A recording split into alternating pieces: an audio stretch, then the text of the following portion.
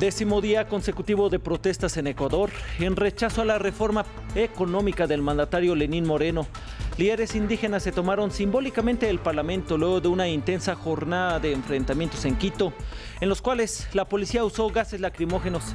Hoy es la primera vez que el presidente ecuatoriano ofreció a los indígenas abordar el polémico decreto que desató las masivas protestas antigubernamentales.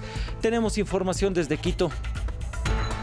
El presidente turco Recep Tayyip Erdoğan expresó la determinación de su gobierno de proseguir con la operación militar en el norte de Siria en contra de las milicias kurdas, a pesar de las múltiples críticas internacionales en su tercer día de ofensiva. Según la ONU, ya han sido desplazadas más de 100.000 personas. Revelan el nombre del ganador del Premio Nobel de Paz, Abiy Ahmed Ali. Se trata del primer ministro de Etiopía por sus esfuerzos en finalizar el conflicto con Eritrea. El líder más joven del continente africano ha dado una sorpresa política tras otra en su país, pero aún enfrenta muchos desafíos por delante. ¿Cómo están? Saludamos con mucho gusto a todos ustedes que nos siguen por la señal de France 24. Mi nombre es Alan Austria. Sean bienvenidos. Comenzamos en Ecuador. Dirigentes indígenas se tomaron simbólicamente la Asamblea Nacional luego de una jornada de enfrentamientos en los cuales la policía usó gases lacrimógenos para dispersar a los manifestantes. La ola de protestas cumple ya 10 días seguidos a raíz de las polémicas medidas de austeridad económica que provocaron un aumento en los precios de los combustibles. Las movilizaciones indígenas dejan hasta el momento al menos 5 muertos, más de 500 heridos y cerca de 1.000 detenidos, de acuerdo con la Defensoría del Pueblo. El presidente Lenín Moreno llamó este viernes al movimiento indígena a dialogar, pero la mayor organización indígena rechazó la invitación. Tristan Ustianovsky nos cuenta más. Una capa de gases lacrimógenos se sostuvo en Quito durante buena parte del día. El Parlamento fue tomado simbólicamente por dirigentes indígenas, tras una jornada de enfrentamientos violentos entre la policía y reductos de manifestantes. Una batalla que dejó nuevamente heridos en ambos bandos.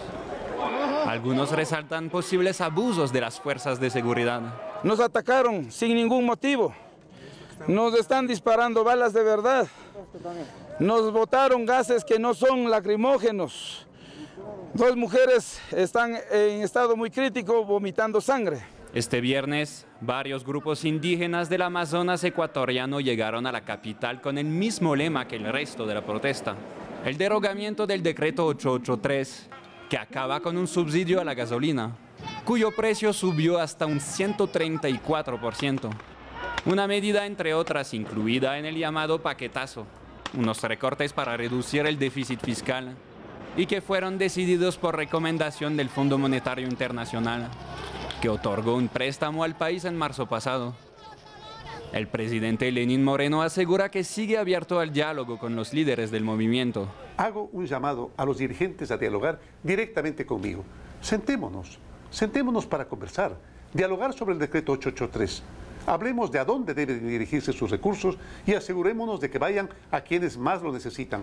Pongamos en nuestras manos la solución de las diferencias. El país debe recuperar la calma.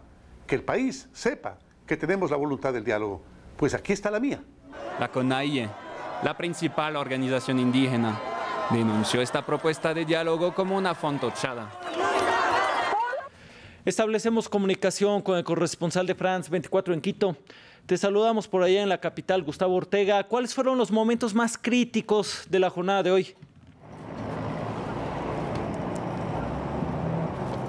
Sí, muy buenas tardes para ti, Ale. Los momentos más críticos de la jornada de hoy han sido sobre todo la fuerte represión que se ha vivido específicamente en las zonas adyacentes de la Casa de la Cultura, en el Ágora, donde todavía se mantienen los representantes de la CONAIE. Específicamente el día de hoy, también los representantes de la CONAIE, Jaime Vargas, emitió el día de hoy una carta. La Comisión Política de la CONAIE emitía una carta al presidente de la República donde le pedía en principio bajar el tono de las represiones y de igual forma que derogara el decreto 883, que incluye la derogación de la medida por el incremento del combustible. Ha sido una jornada y sobre todo se han establecido centros de paz en las inmediaciones del Ágora, donde básicamente las mujeres, niños y acompañantes de los representantes indígenas se acercan a recibir ayuda humanitaria. Esa es la evidencia que existe también detrás de estas manifestaciones, donde también buscan ayuda humanitaria, comida y alimentación. Alan.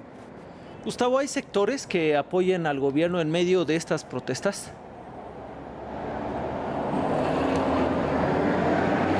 Sí, tal y como tú nos estás diciendo, hay sectores que apoyan en este momento a la movilización, apoyan las medidas económicas emitidas por el Ejecutivo Nacional y sobre todo consideran que si no se emitían este tipo de medidas, la dolarización estuviera en riesgo en este país. Pero también hay sectores que rechazan plenamente las medidas, aseguran que estas medidas básicamente lo que ocasionarán es el incremento de la vida. Ya se ha anunciado el incremento del pasaje de transporte urbano, 35 centavos de dólar pasará a partir de este momento a costar el pasaje urbano. Son las medidas que empieza a cobrar facturas. También el desabastecimiento de alimentos también se ve en este momento en los anaqueles, y de igual forma la paralización de algunas unidades de centros de servicios de combustible. Es lo que está sucediendo en este momento en la ciudad de Quito. Así que el diálogo realmente no parece saldarse, y por eso este llamado del presidente Lenín Moreno, y sobre todo la notificación de la Confederación Indígena,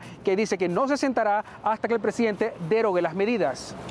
Gustavo Ortega, pues muchas gracias por este reporte de diversas perspectivas de lo que sucede ahí en Ecuador. Y de estas manifestaciones nos vamos a las protestas en Haití, pues continúan en contra del gobierno.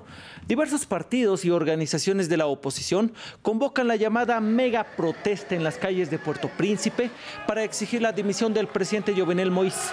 Un periodista murió por disparos en medio de las movilizaciones que han estremecido a Haití, país que vive una grave crisis política y económica que se agravó a mediados de agosto por el desabastecimiento de combustible.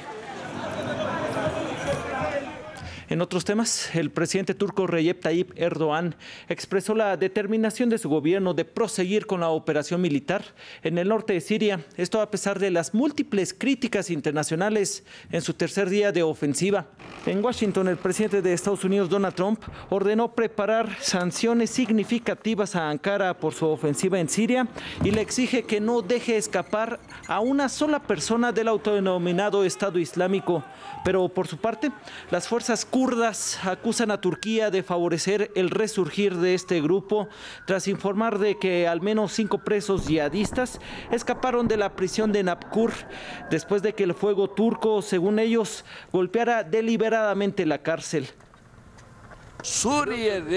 Nunca detendremos este paso que hemos dado contra el PYD y el YPG, que ni siquiera el régimen sirio acoge con satisfacción.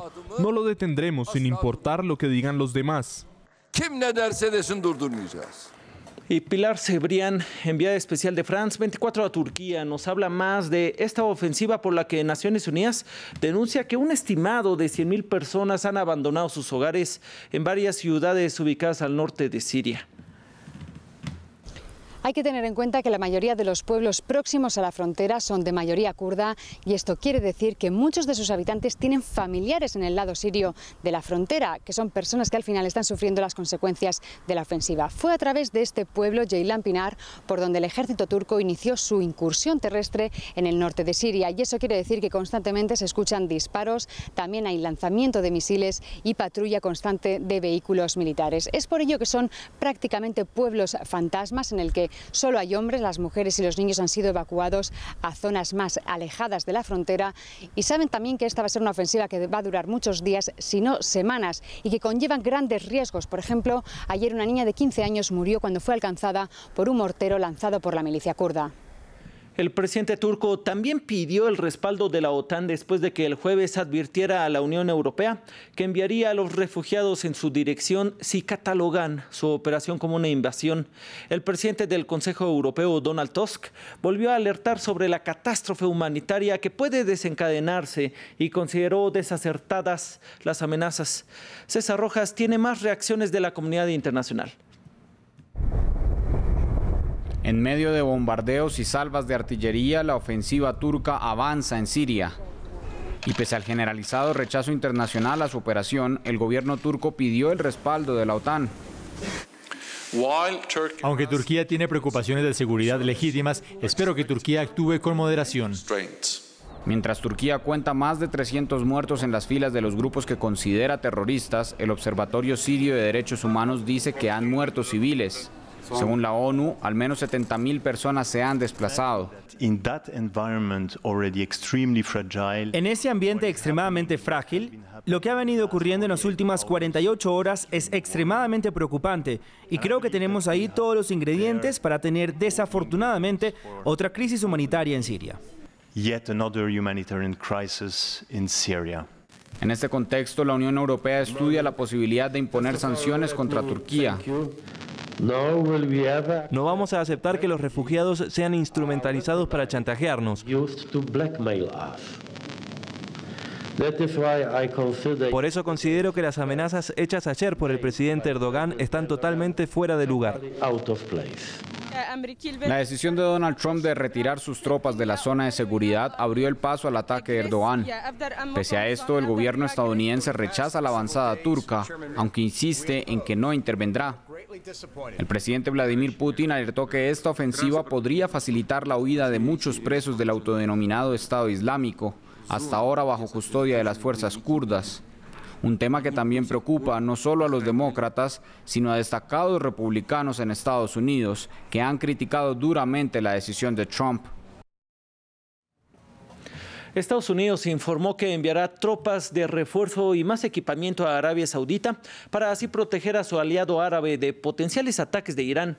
El portavoz del Pentágono dijo que el gobierno estadounidense desplegará en territorio saudita 2 escuadrones más de cazabombarderos, otros aviones, 2 baterías de misiles Patriot, un sistema de defensa y 1.800 efectivos adicionales. Esta decisión llega el mismo día en que un barco petrolero iraní denunció que fue atacado por 2 misiles en el Mar Rojo. Y nos vamos con Abiy Ahmed, el primer ministro de Etiopía, quien es el nuevo ganador del Premio Nobel de Paz. El año pasado, con apenas 3 meses en el cargo, consiguió un acuerdo histórico que acabó con un conflicto de 20 años con Eritrea. Y este jueves el comité lo premió por este logro. Sin embargo, son muchos los retos que aún tiene en su país, la segunda nación más grande de África, que espera celebrar el próximo año unas elecciones generales amenazadas por la violencia. Juan Pupiales tiene los detalles. Tiene 43 años y es el líder más joven del continente africano. Abiy Ahmed es el nuevo Nobel de Paz.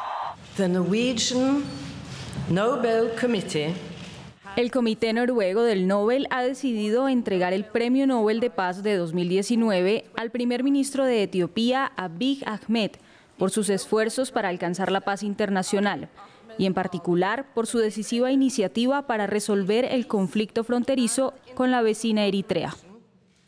Ahmed llegó en abril de 2018 al poder y en julio había conseguido poner fin al estado de guerra en el que se encontraba con su vecina Eritrea, firmando un acuerdo histórico que abrió por primera vez la frontera cerrada desde hacía 20 años con el presidente Isaias Afwerki. Con Ahmed, África se queda con este prestigioso reconocimiento por segundo año consecutivo después del Nobel de Paz que alcanzó el médico congoleño Denis Mukwege. Precisamente el premier quiso resaltar el papel que este premio juega en África ante el comité cuando recibió su llamada de felicitación. Es un premio dado a África, dado a Etiopía, y puedo imaginar cómo el resto de los líderes africanos lo asumirán de manera positiva para trabajar en la construcción de paz en nuestro continente.